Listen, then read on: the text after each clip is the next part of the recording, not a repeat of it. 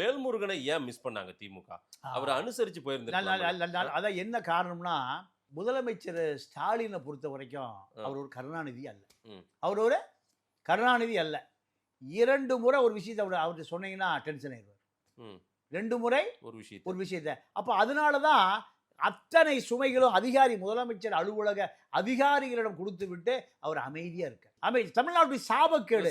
எடப்பாடி பாஜகவோடு கூட்டணி வைத்ததுக்கு பிறகு 21ல முஸ்லீம் மக்கள், கிறிஸ்துவ மக்கள் தான் திமுகவை ஆட்சி அதிகாரத்துக்கு கொண்டு வந்தார்கள். அது ஒரு விபத்து.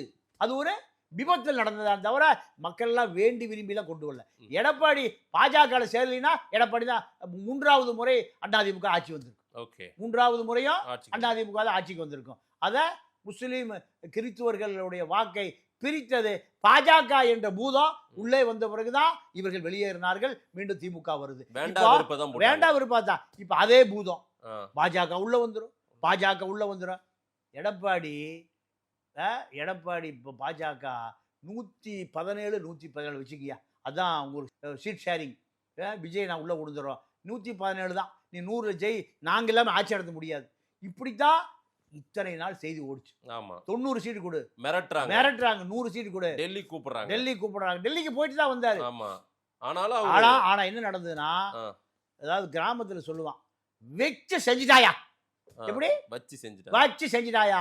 நீங்க காங்கிரஸ் 28 மிரட்டி விஜய்கிட்ட போறோம், திரிஷா கட்சியில போறோம், இப்படி எல்லாம் மிரட்டி கிரட்டி 28 சீட்டு வாங்குறதுக்குள்ள ஸ்டாலின் அம்மாட்ட குடிச்ச பாலெல்லாம் வந்துருச்சு. அதுக்கு பிறகு எடப்பாடி பார்த்தாரு, அழட்டிக்காம, நான் பார்த்துக்கிறேன் உங்களை, உங்களுக்கு மிகப்பெரிய பாஜக கால் ஊன்றுவதற்கு நான் உங்களுக்கு பெரிய வாய்ப்பை உருவாக்கி தரேன்னு அமித்ஷாட்ட வாக்குறுதி கொடுத்துட்டு இங்கே வந்து திமுக அமைச்சர் எங்கெங்க நிற்கிறாங்களோ அங்கெல்லாம் பாஜக தேர்தலுக்கு முன்பாக கதை முடி வைத்து செஞ்சு விட்டார். தொண்டை பூரா உற்சாகமா இருக்கா.